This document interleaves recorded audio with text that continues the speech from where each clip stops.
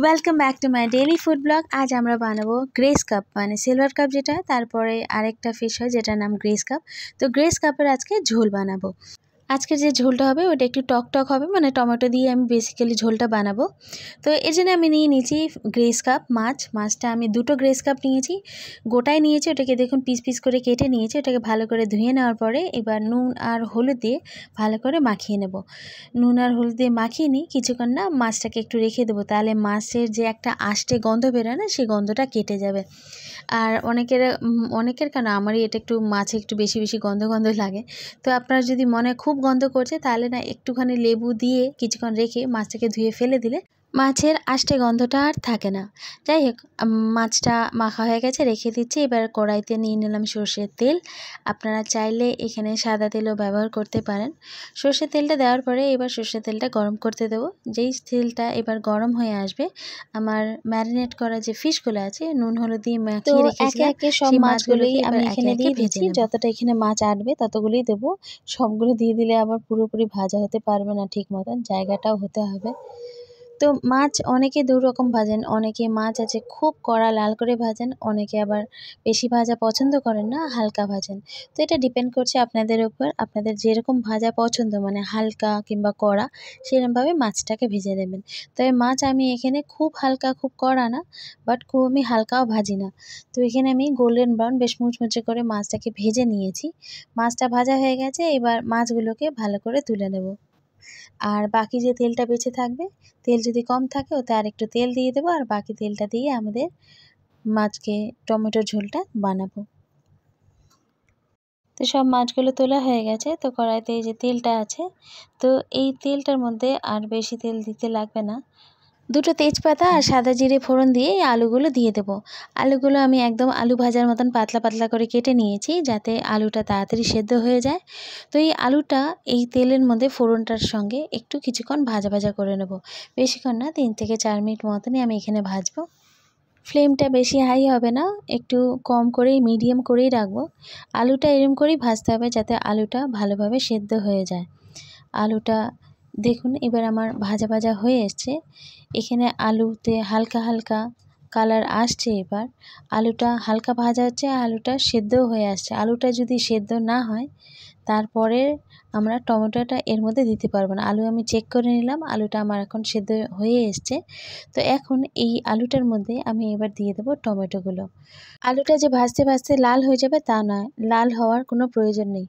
আস্তে লো ফ্লেমে ভাজলে আলুটা সেদ্ধ হয়ে যাবে শুধু। দেখুন এবার আমি এতে টমেটোগুলো দিয়ে দিলাম। টমেটো এখানে আমি বড় সাইজের 4টা থেকে 5টা নিয়েছি। আপনি চাইলে কম বেশি করতে পারেন।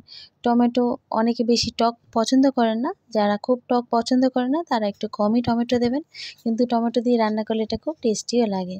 এর মধ্যে দিয়ে দিলাম রসুন থেতো।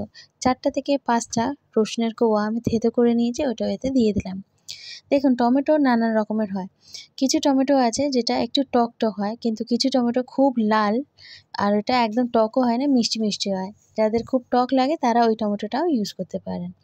এবার দিয়ে দিলাম আন্দাজ মতো নুন। নুনটা দিলে টমেটোটা তাড়াতাড়ি গলে যাবে, মানে সেদ্ধ হয়ে যাবে। তো এবার আমি ভালো করে নাড়াচাড়া করে নিচ্ছি, আর টমেটোটাও এই আলুটার সঙ্গে একটু কষিয়ে নিচ্ছি। বেশিক্ষণ না, 2-3 মিনিট মতন টমেটোটা আলুটার সঙ্গে আমি কষিয়ে নেব।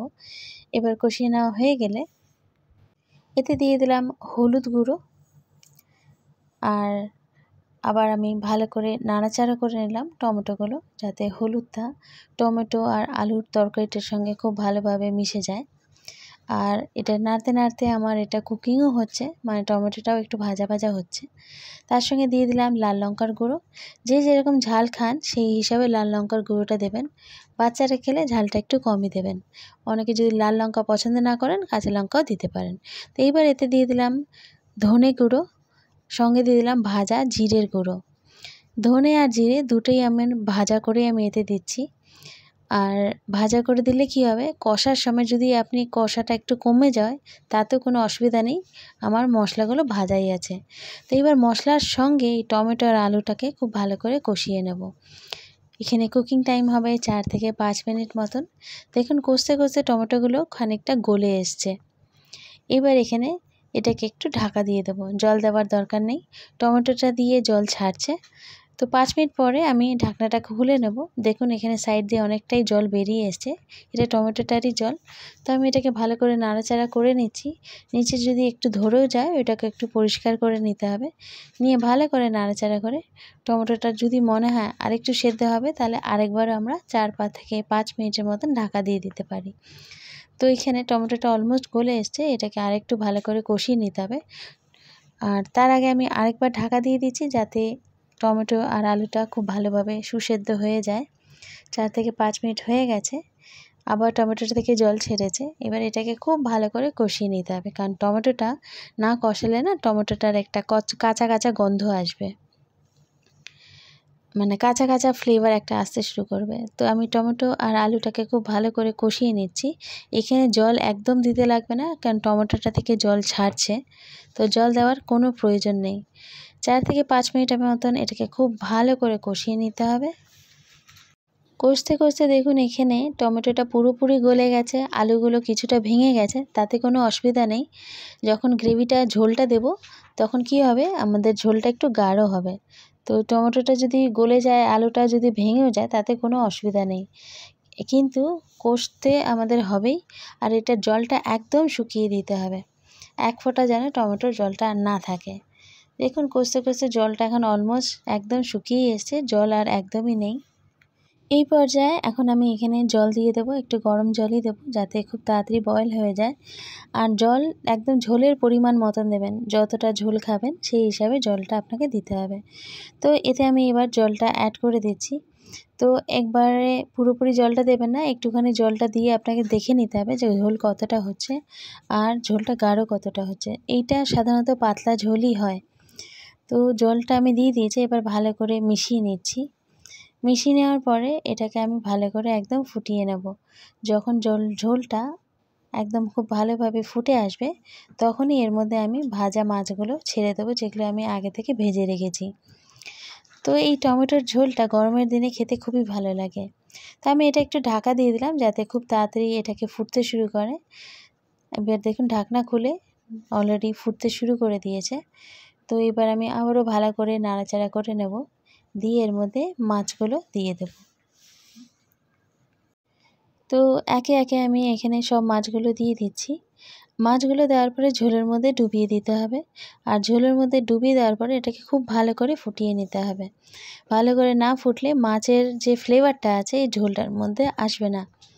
তো এবার আমি আবার নাড়াচাড়া করে নিচ্ছি, আর যেই মাছগুলো উপর দিকে আছে এগুলো ঝোলের মধ্যে দিয়ে দিচ্ছি, ডুবিয়ে দিচ্ছি।